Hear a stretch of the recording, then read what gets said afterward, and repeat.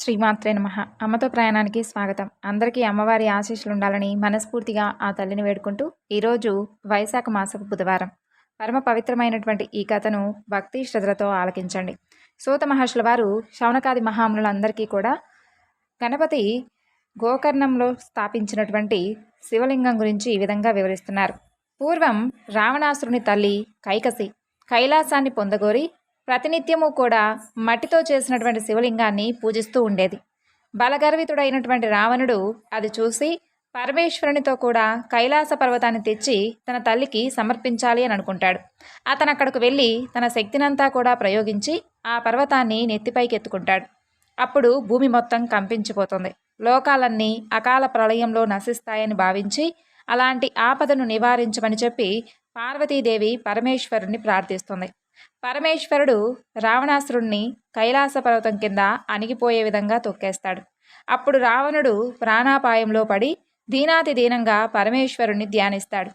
కరుణా సముద్రుడైనటువంటి కైలాసపతి అతని ధ్యానానికి ఎంతో ప్రీతి చెందుతాడు.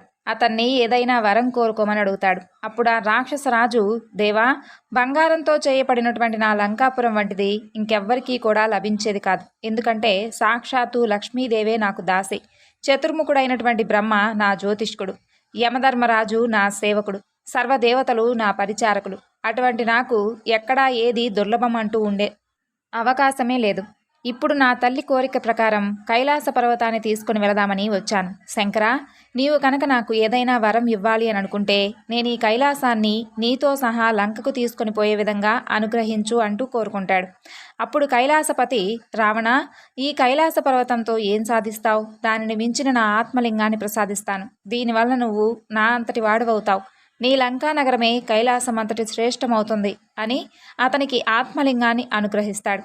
దాన్ని తీసుకొని సంతోషంతో రావణుడు లంకకు బయలుదేరతాడు. ఇదంతా చూసినటువంటి నారదుడు ఈ వృత్తాంతం బ్రహ్మదేవుడికి, శ్రీ మహావిష్ణువుకు వినవిస్తాడు. ఆ ముగ్గురు కూడా పరమేశ్వరుని దగ్గరకు వెళ్ళి, ఎంత పని చేశావు? రావణాసురుడికి ఆత్మలింగాన్ని ఎందుకు ఇచ్చావు? సర్వప్రాణకోటికి కంటకప్రాయుడు, లోక భయంకరుడు అయినటువంటి రావణుడు నీ అంతటి వాడు కావడం తగునా అంటూ వాపోతారు. అప్పుడు పరమేశ్వరుడు, ఏదో అతని గానానికి పరవశించి ఆత్మలింగాన్ని ఇచ్చాను. వాడిప్పటికింకా కూడా లంకకి చేరి ఉండడు. ఏదైనా ఉపాయాన్ని ఆలోచించండి అంటూ శ్రీ మహావిష్ణువుతో చెబుతాడు. అది విన్నటువంటి శ్రీహరి దుర్మార్గుణ్ణి మోసంతోనే జయించి ఎలాగైనా ఆత్మలింగాన్ని చేజిక్కించుకోమని చెప్పి నారదుణ్ణి, గణపతిని ప్రేరేపిస్తాడు. అప్పుడు దేవర్షి అయినటువంటి నారదుడు మనోవేగంతో రావణాసురుడు వద్దకు వెళ్ళి, రావణ, ఎక్కడి నుంచి వస్తున్నావు? ఎక్కడికి వెళుతున్నావు అని అడుగుతాడు. అప్పుడు రావణుడు పరమేశ్వరుణ్ణి ప్రసన్నం చేసుకొని, ఇదిగో ఆత్మలింగాన్ని పొంది లంకకు వెళుతున్నాను అని ఆత్మలింగాన్ని నారదుల వారికి చూపిస్తారు. రావణుని మాటలతో ఏమార్చాలని చెప్పి నారదుడు, రావణ, పూర్వం ఒక భయంకరమైనటువంటి జంతువు అడవిదున్నలన్నిటినీ కూడా చంపుతూ ఉండేది. అయితే త్రిమూర్తులు దానిని వేటాడి సంహరించి దాని కొమ్ములలో నుండి తలా ఒక లింగం తీసుకున్నారు. ఆ లింగాలనే వారు తమ ఆత్మలింగాలుగా భావించారు. ఈ లింగం తత్సంబంధమైనదే కాబోలు. ఈ శివలింగం ఎంతో పవిత్రమైనది, సాక్షాత్తు శివ సాహిత్యం ప్రసాదింపగలది అంటూ దాని ప్రభావం గురించి వివరించబోతాడు. అప్పుడు రావణాసురుడు, మహర్షి, దీని ప్రభావం వినడానికి నాకు ఇప్పుడు అంత తీరిక లేదు, నేను తొందరగా వెళ్ళాలి అని అంటాడు. ఆ దేవర్షి మరలా, రావణ, మరి సంధ్యా సమయం దాటిపోతున్నట్లుగా ఉందే, నీవెలా వెళతావు అని అక్కడే కూర్చుంటాడు. అంతలో ఒక బ్రహ్మచారి వేషంలో గణపతి అక్కడకు వస్తాడు. అతన్ని చూసి రావణాసురుడు, నీవెవరవు? ఎవరి పిల్లవాడువు? ఎక్కడికి పోతున్నావు? ఎందుకు ఇక్కడ ఉన్నావు అంటూ అడుగుతాడు. అప్పుడు ఆ బ్రహ్మచారి, నేను ఉమాశంకరుల పుత్రుణ్ణు, నన్ను పోనివ్వు, ఎందుకు నన్ను ఆపుతున్నావు? నిన్ను చూస్తుంటేనే నాకు చాలా భయంగా ఉంది అని అంటాడు. అప్పుడు రావణుడు, ఓ బ్రహ్మచారి, నేను సంధ్య వార్చుకొని వచ్చే వరకు ఈ శివలింగాన్ని పట్టుకో. నాకు ఈ ఒక్క సహాయం కనుక నువ్వు చేసినట్లయితే నీకు సువర్ణమయమైనటువంటి నా లంకా పట్టణాన్ని చూపిస్తాను. నీకు ఇష్టమైతే నువ్వు అక్కడే హాయిగా ఉండవచ్చు, సరేనా అని అంటాడు. అప్పుడు ఆ బ్రహ్మచారి వేషంలో ఉన్న గణపతి, అమ్మో, ఇంత బరువైన శివలింగాన్ని నేను అంతసేపు మోయగలనా? అయినా రాక్షస నివాసం చేత భయంకరమైనటువంటి ఆ లంకాపురికి నేను రాను బాబు అని అంటాడు. అప్పుడు రావణుడు ఆ బ్రహ్మచారిని ప్రాధేయపడి పరమేశ్వరుడు ఇచ్చినటువంటి ఆత్మలింగాన్ని అతని చేతిలో పెట్టి సంధ్యోపాసనకై సమీపంలో ఉన్నటువంటి సముద్రం వద్దకు బయలుదేరుతాడు. ఆ బ్రహ్మచారి, రావణ, దీనినిక నేను మొయ్యలేనప్పుడు ఎలుగెత్తి మరి 3 సార్లు పిలుస్తాను. అప్పుడు మాత్రం నువ్వు రాకపోతే నేనేం చేయలేను, దీనిని ఇక్కడే స్థాపిస్తాను అని అంటాడు. ఇక రావణుడు పక్కకు వెళ్ళినదే తడవుగా గణపతి అతన్ని 3 సార్లు పెద్దగా పిలిచి అతను రాని కారణంగా స్వర్గంలో ఉన్నటువంటి దేవతలందరూ కూడా చూస్తూ ఉండగా ఆ యొక్క శివలింగాన్ని హరిని ధ్యానించి భూస్థాపితం చేస్తాడు. తరువాత మరలా రావణుడు తిరిగి వచ్చి పట్టరానంత కోపంతో ఆ లింగాన్ని పెకిలింపచూస్తాడు. భూమి కంపించిందే కానీ ఆ లింగం మాత్రం కొంచెమైనా కదల్లేదు. అందుకే దానికి మహాబలేశ్వర లింగం అని పేరు వచ్చింది. అలాగే అది ఆవు చెవి ఆకారాన్ని పోలి ఉండడం వలన ఆ క్షేత్రానికి గోకర్ణమని పేరు వచ్చింది. కాబట్టి శౌనకాది మునులారా, ఈ విధంగా గణపతి ద్వారా స్థాపింపబడినటువంటి మహాబలేశ్వరంలో ఉన్నటువంటి ఆ స్వామి మహాబలేశ్వరుడుగా అందరినీ కూడా వారి కోరినటువంటి కోరికలను నెరవేరుస్తూ ఉన్నాడు. అలాగే మహాబలేశ్వర లింగాన్ని, ఆ క్షేత్రాన్ని భూకైలాసం అని కూడా అంటారు. అక్కడ పరమేశ్వరుడు సపరివారంగా నివసిస్తూ ఉంటాడు. అందుకే అది సజ్జనులకి ఎందరికో ఆశ్రయంగా మారింది. అక్కడ దేవర్షులు కూడా నివసిస్తారు. ఆ క్షేత్రంలో దేవర్షులు, రాక్షసులు, మానవులు, చివరకు పశుపక్షాదులు కూడా పరమేశ్వరుని యొక్క అనుగ్రహం వలన తమ అభీష్టాలను పొందారు. అంతటి పవిత్రమైనటువంటి క్షేత్రం మరొకటి లేదు అంటే నిజంగా నమ్మశక్యం కాదు. గోకర్ణ క్షేత్ర మహిమ ఇంకా కొంచెం తెలుసుకోవాలని అనుకుంటున్నామంటూ శౌనకాది మహామునులు అడుగుతారు. అప్పుడు సూత మహర్షుల వారు ఈ విధంగా చెప్పారు. పూర్వం ఇక్ష్వాకు వంశంలో మిత్రసహుడు అనేటటువంటి పేరు కలిగినటువంటి రాజు వేద మార్గ తత్పరుడై రాజ్యాన్ని చక్కగా ధర్మంగా పరిపాలిస్తూ ఉండేవాడు. ఒకనాడు అతను అడవికి వెళ్ళి క్రూరమైనటువంటి జంతువులను వేటాడుతూ ఒకచోట భయంకరుడైనటువంటి ఒక రాక్షసుని చూస్తాడు. రాజు అతని మీద బాణాలు వేయడంతో ఆ రాక్షసుడు నేలకూలి ప్రాణాలు విడుస్తూ తన సోదరుని పిలిచి రాజుపై ప్రతీకారం తీర్చుకోమని చెప్పి ఆదేశిస్తాడు. అతని సోదరుడు తన యొక్క రాక్షస మాయ చేత ఒక సామాన్యమైనటువంటి మానవ రూపంలో ఆ రాజు వద్దకు వచ్చి ఎంతో వినయంతో అతనికి సేవ చేయడం ప్రారంభిస్తాడు. అయితే ఒకనాడు ఆ రాజు తన ఇంట్లో పితృశ్రాద్ధానికై వశిష్ఠాది మహర్షులందరినీ కూడా భోక్తలుగా ఆహ్వానిస్తాడు. ఆనాడు ఆ కపట సేవకుడు వంటలో రహస్యంగా నరమాంసాన్ని కలుపుతాడు. భోజన సమయంలో వశిష్ఠ మహర్షి అది తెలుసుకొని రాజుపై కోపించి, రాజా, నీవు మాకు నిషిద్ధమైనటువంటి నరమాంసాన్ని వడ్డించావు కాబట్టి నీవు బ్రహ్మరాక్షసుడు అవుతావు అంటూ శపిస్తాడు. ఆ విధంగా ఆ ముని తనను నిష్కారణంగా శపించినందుకు ఆ రాజు కోప్పడి ఆయనకు మరలా ప్రతిశాపం ఇవ్వబోతుంటే పతివ్రత అయినటువంటి అతని భార్య దమయంతి అడ్డుపడి గురువును శపించబోనడం మహాపాపమంటూ హెచ్చరించి ఆ యొక్క శాపజలాన్ని తన పాదాలపైనే పోసుకోమంటూ ప్రార్థిస్తుంది. ఇక రాజు తన కోపాన్ని నిగ్రహించుకొని శాపకల్మషమైనటువంటి తన చేతిలోని జలాన్ని తన పాదాలపైనే పోసుకొని వశిష్ఠుని యొక్క శాపం వలన బ్రహ్మరాక్షసుడై కల్మషపాదుడనేటటువంటి పేరును పొందాడు. అప్పుడు శాప విముక్తికై మహారాణి వశిష్ఠ మహర్షిని ప్రార్థింపగా అందుకు జాలి చెందినటువంటి వశిష్ఠ మహర్షి, అమ్మా, నీ భర్తకు 12 సంవత్సరాల తర్వాత బ్రహ్మరాక్షసత్వం పోతుంది అంటూ ఆశీర్వదించి ఆయన తిరిగి ఆశ్రమానికి వెళ్ళిపోతాడు. అప్పటి నుండి కల్మషపాదుడు ఘోరమైనటువంటి ఆ అరణ్యంలో నివసిస్తూ అక్కడ క్రూర జంతువులను మనుషులను పట్టుకుని తింటూ ఉండేవాడు. అతని బ్రహ్మరాక్షస రూపం ఎప్పుడూ కూడా ఛాయలా అతన్ని వెంటాడుతూ ఉండేది. అయితే ఒకనాడు అతను ఒక బ్రాహ్మణ శ్రేష్ఠుని చంపి తినేస్తాడు. అందుకు ఆ బ్రాహ్మణుడి భార్య శోకంతో, నీకు వశిష్ఠుని శాపం తీరిపోయిన తర్వాత, నీ పూర్వ రూపాన్ని నువ్వు పొందిన తర్వాత నన్ను నా భర్తను ఏ విధంగా అయితే ఎడబాటు చేశావో ఆ పాపానికి నీవు భార్యా సంగమం కనుక చేస్తే నశించిపోతావంటూ శపించింది. అలా కొంతకాలానికి వశిష్ఠుని యొక్క శాపం నుండి విముక్తుడైనటువంటి ఆ రాజు తన నగరంలోకి ప్రవేశించాడు. అతని రాకకై భార్య కూడా ఎంతో ఆతృతతో ఎదురు చూస్తూ ఉంటుంది. ఆమెను చూస్తూనే ఆ రాజు కన్నీటితో తనకు కొత్తగా సంక్రమించినటువంటి బ్రాహ్మణ పత్ని శాపం గురించి చెబుతాడు. అలా భార్యాభర్తలిద్దరూ కిన్నులై ఆ శాప విముక్తికై తీర్థయాత్రలు చేస్తారు. మార్గమధ్యంలో వారు గౌతమ మహర్షిని సందర్శించి వారి విషాద గాథ గురించి వినవించుకుంటారు. అది విని జాలి పొందినటువంటి గౌతమ మహర్షి, రాజా, భయపడవద్దు, పాపాలన్నింటినీ కూడా పారద్రోలి అభీష్టాలనిచ్చేటటువంటి పరమ పవిత్రమైనటువంటి గోకర్ణ క్షేత్రం ఉంది. బ్రహ్మహత్యా పాతకం నిన్నేమీ చేయలేదు. ఆ క్షేత్రంలోని నీరంతా పుణ్యతీర్థం. అక్కడ శిలలన్నీ శివలింగాలు. ఆ పవిత్ర క్షేత్రంలో మానవులకు పొందరానిదంటూ ఏదీ లేదు. ఆ క్షేత్ర మహత్యాన్ని తెలిపేటటువంటి కథ నేను చూసినది, అలాగే చూసి మీకు ఇప్పుడు చెప్పబోతున్నది శ్రద్ధగా ఆలకించండి అంటూ ఈ విధంగా చెప్పడం ప్రారంభించాడు. పూర్వం ఆ క్షేత్రంలో ఒక చండాల స్త్రీ మరణించింది. అయితే ఆ చండాల స్త్రీని తీసుకుపోవడానికి శివకింకరులు అక్కడకు వచ్చారు. వారిని అడగ్గా వారు నాతో చెప్పినటువంటి విషయం ఇప్పుడు మీకు చెప్పబోతున్నాను. పూర్వం ఆమె సౌదామిని అనేటటువంటి అందమైన బ్రాహ్మణ కన్య. ఆమె యుక్త వయస్సుకు దాటిన తరువాత ఆలస్యంగా ఒక పేద బ్రాహ్మణుడితో ఇష్టం లేనటువంటి వివాహం బలవంతంగా చేశారు. అలా కొద్ది కాలానికే ఆమెకు పిల్లలు కలగకముందే ఆ బ్రాహ్మణుడు మరణించాడు. ఆమె కామవశం చేత ఒక కోమిటివాడిని ఉంచుకుంది. అయితే జారత్వం ఎప్పటికీ దాగదు కదా. త్వరలోనే ఆ రహస్యం బంధువులందరికీ తెలిసి వారు ఆమెను వెలివేసి ప్రాయశ్చితం చేసుకున్నారు. అప్పటి నుండి ఆమె నిర్భయంగా ఆ వైశ్యునితో జీవించడం ప్రారంభించింది. అతని యొక్క దుస్సాంగత్యంతో మద్యపానానికి కూడా అలవాటు పడింది. ఒకనాడు ఆమె కళ్ళు తాగినటువంటి మైకంలో ఆవు దూడను ఒకదాన్ని మేకనుకొని చంపి దాని తలను మరునాటికని చెప్పి దాచిపెట్టి కొంతను వంట చేసుకొని తినింది. తరువాత ఆ యొక్క ఆవు దూడ శిరస్సును చూసి నిజాన్ని కప్పిపుచ్చుకుంటూ ఆ వటువు ముందు అయ్యయ్యో ఆవు దూడను పులి తినిపోయిందే అంటూ వలవలా ఏడ్చింది.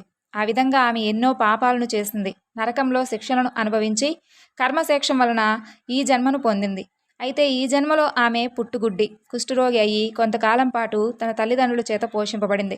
వారు మరణించిన తర్వాత దిక్కులేక ఆకలితో అలమటిస్తూ ఒక శివరాత్రి నాడు అందరినీ భిక్ష కోసం యాచించింది. ఆనాడు అన్నం ఎవరూ కూడా వండరు కాబట్టి ఆమె చేతిలో కొద్ది మారేడు దళాలు మాత్రం ఉంచారు. అవి తినడానికి పనికిరావని తలచి వాటన్నిటినీ కూడా ఆమె జార విడిచింది. ఆ బిల్వమంతా ఒక లింగం మీద పడింది. అదే ఆమె చేసినటువంటి శివపూజ. ఆ రోజంతా తిండి లభించినటువంటి కారణంగా ఆ రాత్రి ఆమెకు నిద్ర కూడా రాలేదు. ఈ విధంగా ఆమె ఉపవాసం జాగరణ కూడా చేసినట్లుగా అయింది. ఆ రోజంతా శివనామ సంకీర్తనం వింది. తెలియక చేసినటువంటి ఆ వ్రతం వలన ఆమె గొప్ప పుణ్యాత్మురాలైంది. ఇప్పుడు ఆమెను కైలాసానికి తీసుకురమ్మని చెప్పి పరమేశ్వరుడు మమ్మల్ని పంపించారని చెప్పి శివకింకరులు నాతో చెప్పారు.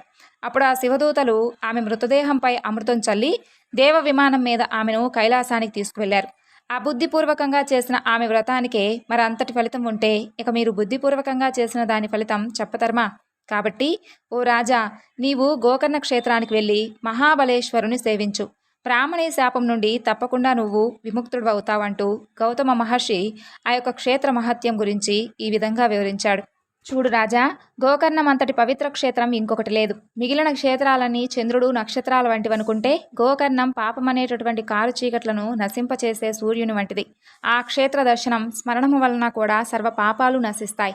అక్కడ ఇంద్రాది దేవతలందరూ తపస్సు చేసి శివానుగ్రహం వలన తమ అభీష్టాలను పొందారు. అక్కడ మహాబలేశ్వరునికి బ్రహ్మ, విష్ణువు, ఇంద్రుడు, విశ్వదేవతలు, మరుద్గణాలు, సూర్యచంద్రుడు, అష్టవసువులు, అలాగే చిత్రగుప్తుడు, అగ్నిదేవుడు, పితృదేవతలు, అలాగే వరుణుడు, కుబేరుడు, భద్రకాళి, సప్తమాతృకలు, విశ్వావసువు, చిత్రారథుడు, వీరందరూ కూడా గంధర్వులు సైతం అక్కడ గొప్ప గొప్ప మునీశ్వరులు సైతం అక్కడే ఉన్నారు. అలాగే వారు చేసినటువంటి ప్రతి ఒక్క ప్రార్థన కూడా ఆ భగవంతుడు స్వీకరిస్తూ ఉంటాడు. రావణుడితో సహా మొదలైనటువంటి రాక్షసులు కూడా ఆ క్షేత్రంలో తపస్సు చేసి పరమేశ్వరుని నుండి వరాలను పొందారు. కాబట్టే ఆ క్షేత్రంలో చేసినటువంటి తపస్సు, ఆధ్యాత్మిక సాధన 1,00,000 రెట్లు మంచి ఫలితాన్ని ఇస్తాయనడంలో ఎలాంటి అనుమానమూ లేదు. అప్పుడు ఆ రాజు భార్యా సమేతంగా గోకర్ణానికి వెళ్ళి మహాబలేశ్వరుని సేవించి శాప విముక్తుడయ్యాడు. కాబట్టి గోకర్ణ క్షేత్రం సజ్జనులకు ఆశ్రయమైనటువంటి గొప్ప క్షేత్రం. వారి తపస్సు చేత ఇదివరకే పరమ పవిత్రమైనటువంటి క్షేత్రం. అందుకే గణపతి అక్కడ పరమేశ్వరుని యొక్క లింగాన్ని స్థాపించడం కూడా జరిగింది. ఒకనాడు సత్యలోకంలో బ్రహ్మదేవుడు సుఖంగా కూర్చొని ఆవలిస్తూ ఉంటాడు. అయితే ఆ ఆవలింత నుండి భయంకరమైనటువంటి రూపంతో ఒక పురుషుడు పుడతాడు. ఆశ్చర్యపడినటువంటి బ్రహ్మదేవుడు తన ముఖం నుండి పుట్టినందున అతనికి సింధూరుడు అనే పేరు పెట్టాడు. స్వేచ్ఛగా తిరిగే విధంగా, అలాగే అన్ని లోకాల్లోనూ జయం తప్ప అపజయం కలగకుండా ఉండే విధంగా ఆశీర్వదించి సకల శస్త్రాస్త్రాలను అతనుకు అనుగ్రహించాడు. పుత్ర వ్యామోహం బాగా పొంగిరాగా అతను ఎవరినైనా బంధిస్తే బంధితుడు భస్మమయ్యే విధంగా కూడా వరమిస్తాడు.